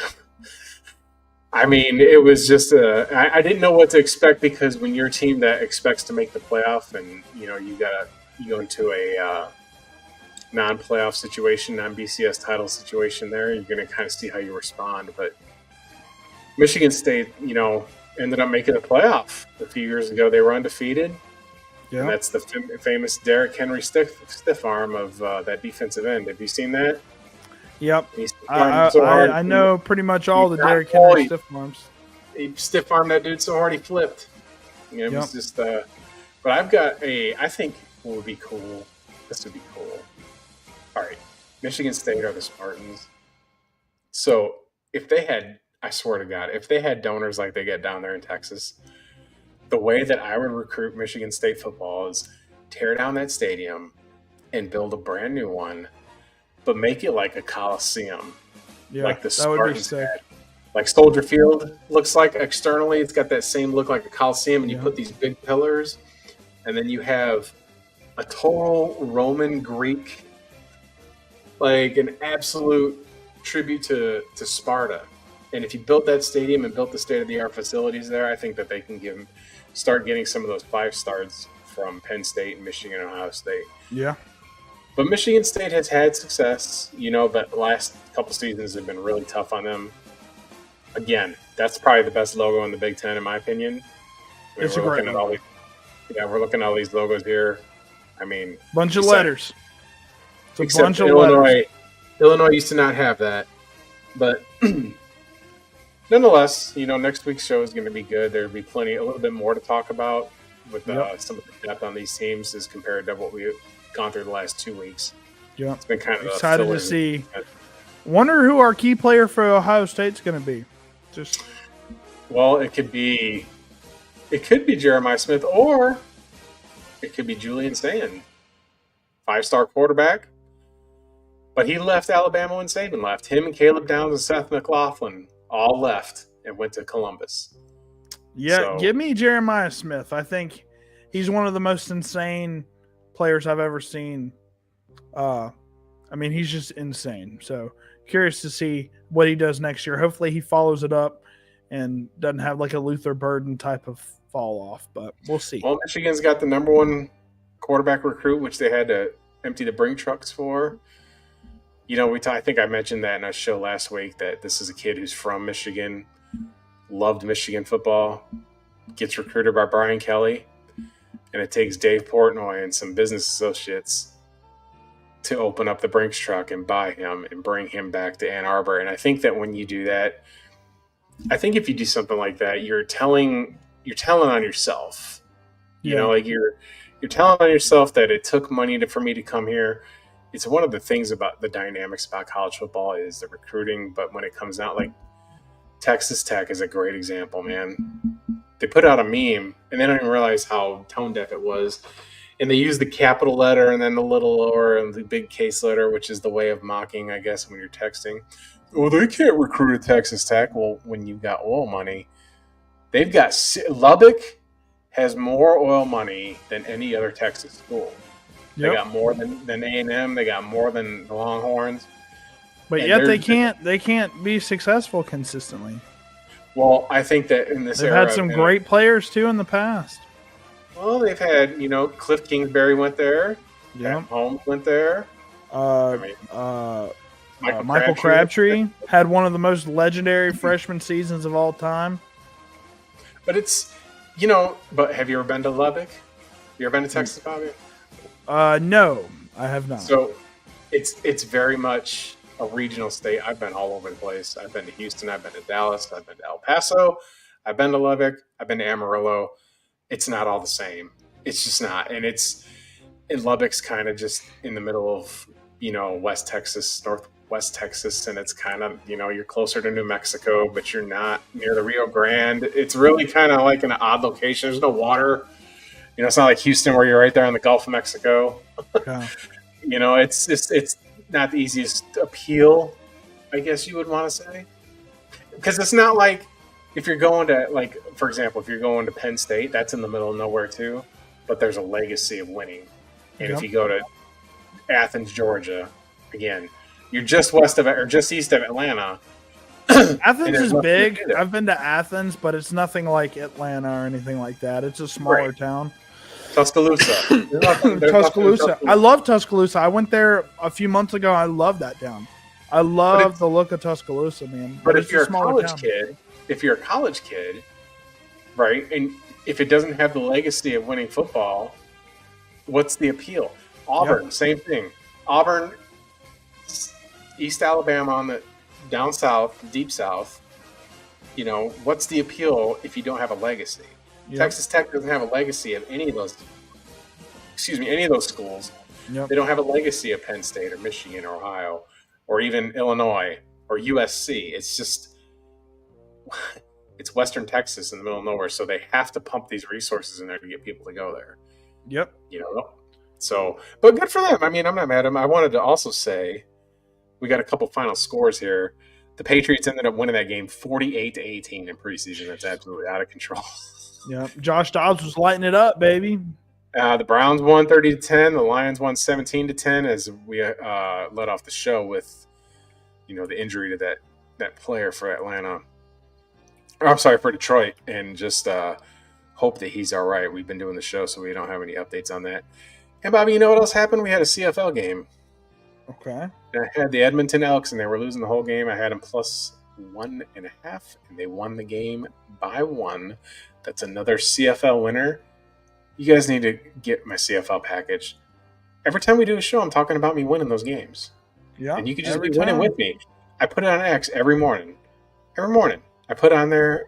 I take my time. I break these games down. I don't just pick on a whim. I pick responsibly. I pick with a brain. I've been doing this for over 30 years, y'all. You see all this gray hair? You see this hair? Like, it's authentic. That's real silver, folks. You see I'm thinning out a little bit. I'm getting old. I understand this game. This isn't like I don't just bust out parlays. I don't do ridiculous, stupid high lottery tickets because that's what a lot of people salivate on. It's like an alcoholic. Some of you bettors are like alcoholics that just absolutely go crazy for the cheapest liquor and don't realize that you can understand the taste of an aged scotch or a fine wine as opposed to just drinking Busch Light. And I can't sell the Busch Light, even though if I did, I'd probably have a lot more followers, but I'd be an irresponsible mentor if I did that to you. I can't take advantage of people trying to learn the gambling game. Somebody had to teach me. Somebody had to teach me how to make bets, And when that happened, I was able to more so, come into some profits and make some money. That is still a part of my channel. Bobby's channel is absolutely Dynasty breakdowns, film all day long. I don't have the video editing skills this man has.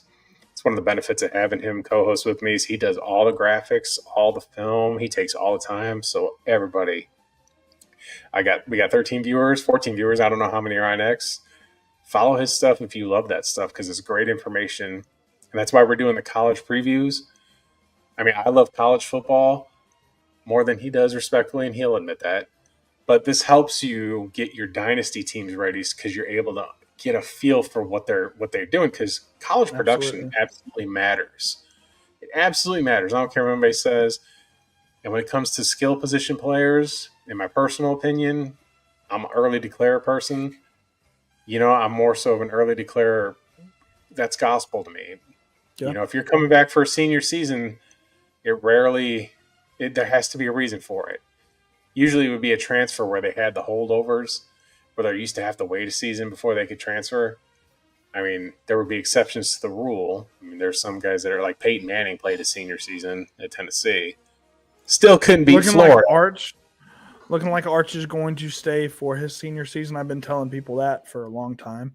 But here's the difference, right? Arch has had 2 years chilling. Right. Yeah. He hasn't played. So if you've got to play 2 seasons, basically. But I also think that there has to be a little bit of a different style of thinking when it comes to this early declare stuff now because, this is me being a dinosaur a little bit, but understanding and evolving with the times, these kids can make more money in these major schools as seniors than they would on a rookie deal.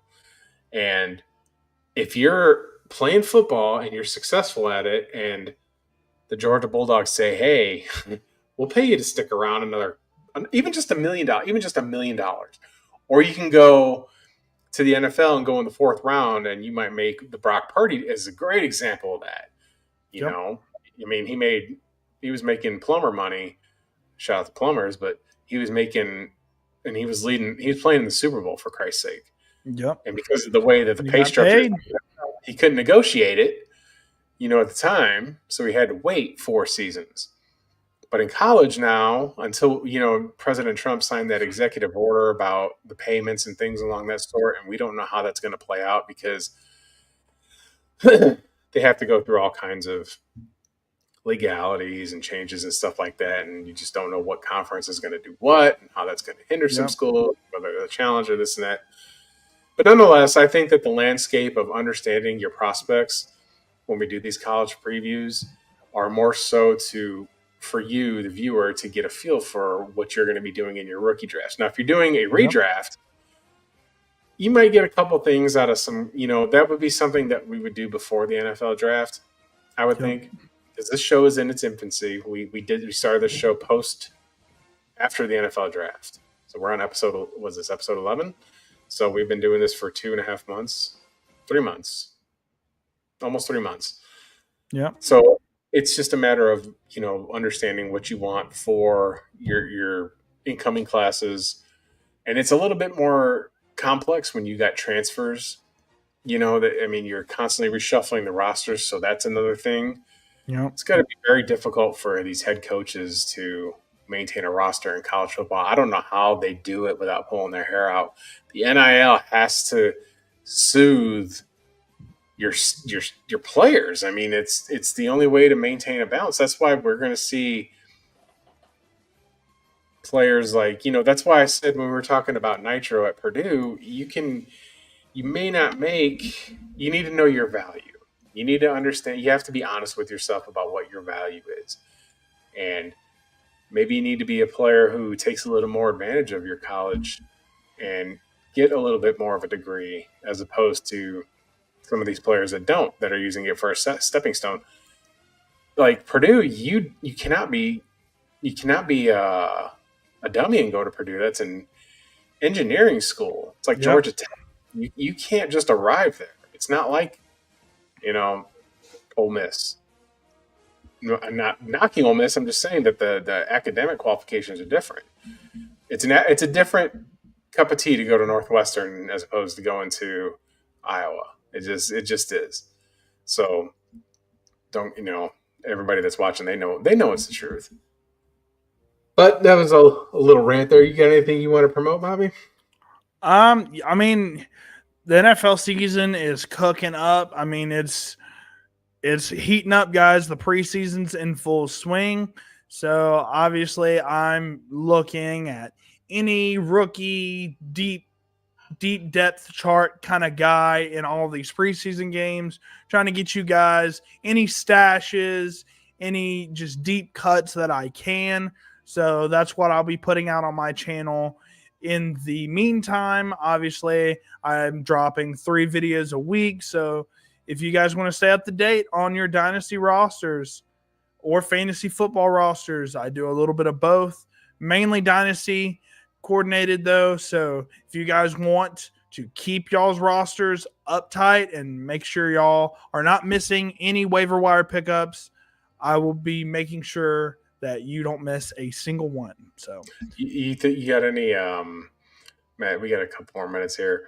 So a couple quick, fire questions that I have for everybody. So what's your take on these NFL teams that are playing starters? You for it or against it?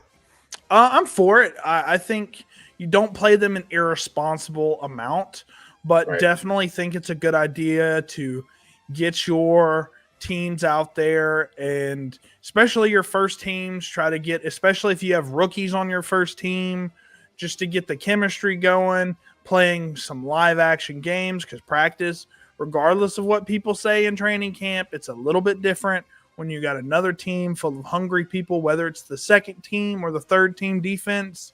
Yeah. Always good, because those guys are all fighting for their life to get a roster spot. So definitely think it's a good idea to play starters at least for a series or two. You saw the Bengals play pretty much the whole first quarter with all of their guys on offense, so that was interesting. Jamar Chase scoring a crazy touchdown in the preseason was not on my bingo card, but it is good to see that. Obviously, you see the other side of the coin with that as well. You don't want to have Jaden Daniels go out there and get hurt in a meaningless game. So, well, I'm with that. I'm with you on the live reps. Yeah. Like Anthony Richardson. But I think that was his fault. I love Anthony Richardson, but that was completely his fault that he got hurt. Here's the thing, like he needs to be, like you said, it's live football. Preseason game, everybody likes to downplay him, but it's a live action. There's you're not wearing the red shirt when you back their quarterback. You're getting smeared. You saw Jabo destroy him. Yeah. And you got, like you said, players, Mike Green from Baltimore. My God. Malachi Starks as well playing. I think the Ravens are. I think that it's either I'm gonna make a proclamation. They draft here. So well. Yeah. I don't think that the Chiefs. I think the Chiefs are a divisional bounce this year, and I think it's either the Ravens, the Bengals, but probably the Ravens because the Bengals have defensive issues. But it's likely the Ravens and the Bills for the AFC Championship. I mean, in terms of the best rosters in the entire NFL, I mean, the Chiefs aren't really up there. I like their team. They're my favorite team in the NFL, right, since the Trent Green, Matt Castle days. But, I mean, with the Ravens, they have some of the best rosters. They have one of the best rosters in all of football. I mean, they don't have many holes at all. I think the Chargers had a really good roster until Rashawn Slater got hurt. That was a big loss for them. I still think their roster's really good on the offensive and defensive sides of the ball. But, yeah, I mean, if the Ravens can get out of their own way in the playoffs, I think they're a good – there's a good chance they're the 1 seed this year in the AFC. Yeah. So, yeah, I mean, 100% if they can figure out the playoff drought and get Lamar and get this team to just not choke in the playoffs, I think they can easily beat any team in the NFL in the Super Bowl. So it's almost that time. Like, it's that time of the year. Starting to see the days eventually in the next couple weeks here start getting a little bit shorter. yep. Arizona, we're still hot until October, so it doesn't really cool off here. We don't get a fall. We kind of live our October from like June through October is when it's really hot here, and then after that it kind of cools off. So, but I get to watch you guys have winter on the internet. As my wife likes to say, she says she watches, my family back in Indiana we watch y'all have snow. I don't miss it. So I don't have any snow, man. So we get snow maybe once a year, every year for a day. What a show. Next week we go over the Big Four and the Big Ten, and then we will see what the future of this show is going to be. Still working on some things. Yep. But it's going to be good. I mean, we appreciate all 15 of our viewers. That's kind of been the steady number tonight, so we know you've been sticking around. Absolutely. Really thankful to have you guys join in, and we're thankful we got those questions.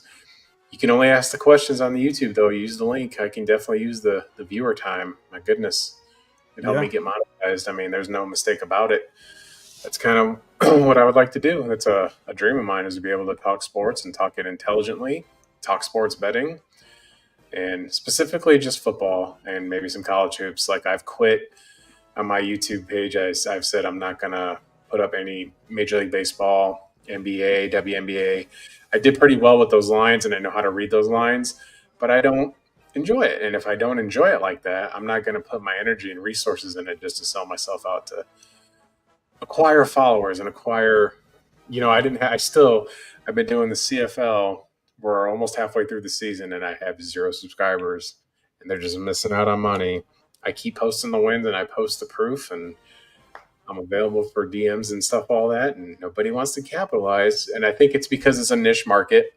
It's the same thing with UFL, but we'll see how we do come NFL and college football. I'll have some packages set up, and absolutely, Bobby helps me set up some video packages, so it's going to be good stuff. Go subscribe to him. Can't stress it enough. Go follow him on X at Bobby's Big Board. We're building something amazing here. And with that being said, we will see y'all next Friday, 10 o'clock Eastern, 7 o'clock Pacific time. Roll Tide, y'all.